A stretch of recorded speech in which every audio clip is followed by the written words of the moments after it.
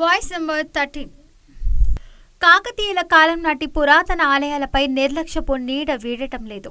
ఫలితంగా సుందరమైన శిల్పకళా సంపద శిథిలమవుతుంది.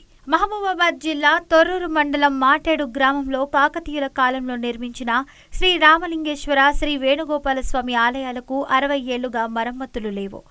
ప్రస్తుతం కూలిపోయే దశలో ఉన్నా ఎవరూ పట్టించుకోవడం లేదని స్థానికులు ఆవేదన వ్యక్తం చేస్తున్నారు.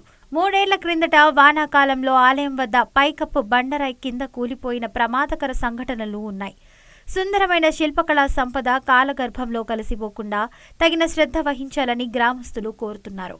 మాటేడు గ్రామంలోని పెద్ద వినాయక విగ్రహం బీడు భూముల్లో పడి ఉంది.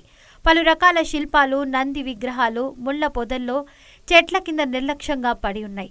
గతంలో పలువురు ప్రజాప్రతినిధులు, అధికారులు ఈ ఆలయాలను సందర్శించారు. వీటి అభివృద్ధికి కృషి చేస్తామన్న హామీలు నేటికి అమలు కాలేదు. ఈ 2 ఆలయాల పరిధిలో విలువైన మాన్యం భూములు ఉన్నప్పటికీ అభివృద్ధి పనులపై అధికారులు, ప్రజాప్రతినిధులు శ్రద్ధ చూపడం లేదని గ్రామస్తులు ఆవేదన వ్యక్తం చేస్తున్నారు.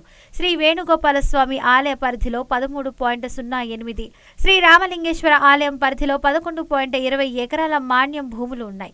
ఇప్పటికైనా అధికారులు, ప్రజాప్రతినిధులు స్పందించి ఆలయాల అభివృద్ధిపై దృష్టి పెట్టి ఆలయాల అభివృద్ధికి దోహదపడాలని స్థానికులు ఎదురుచూస్తున్నారు.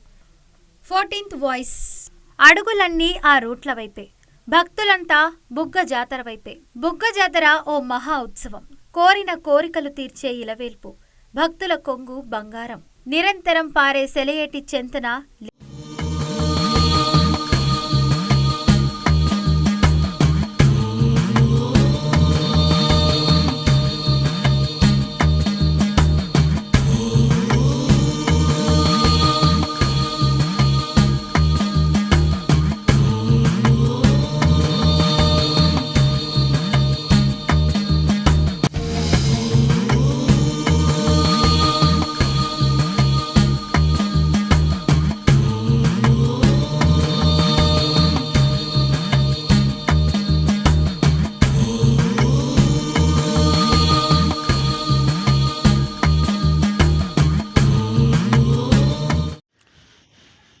ఈనాటికి కూడా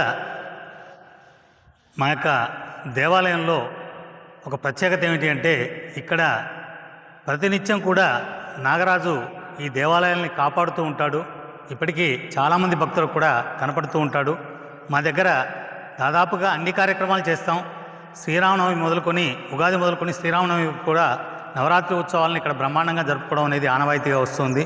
ఇవన్నీ కూడా కేవలం మా గ్రామస్తులం అందరం కలిసి ఏర్పాటు చేసుకున్నటువంటి చందాలతో మేము కార్యక్రమాలు నిర్వహిస్తాం తప్ప ఎలాంటివి కూడా మాకు ప్రభుత్వ పరంగా ఫండ్స్ అనేటివి రావడం అనేది కుదరడం లేదు. ఇప్పటికైనా దయచేసి ప్రభుత్వం వారికి, అధికారులకు, ప్రజాప్రతినిధులకు అందరికీ కూడా విన్నవించుకునే విషయం ఏంటంటే, ఈ దేవాలయాలను కాపాడుకోవడం లోపల మేమందరం కూడా బాధ్యత తీసుకుంటాం. మాతో పాటు మీరు కూడా సహకరించి ఆ ఫండ్స్ను కొంత రిలీజ్ చేస్తే ఈ దేవాలయాలు నిలుపుకుంటే మళ్ళీ ఒక 600-700 సంవత్సరాల కాలం పాటు ఈ దేవాలయాలు మళ్ళీ వెలుగులో ఉంటాయని చెప్పేసి కోరుకుంటున్నాం.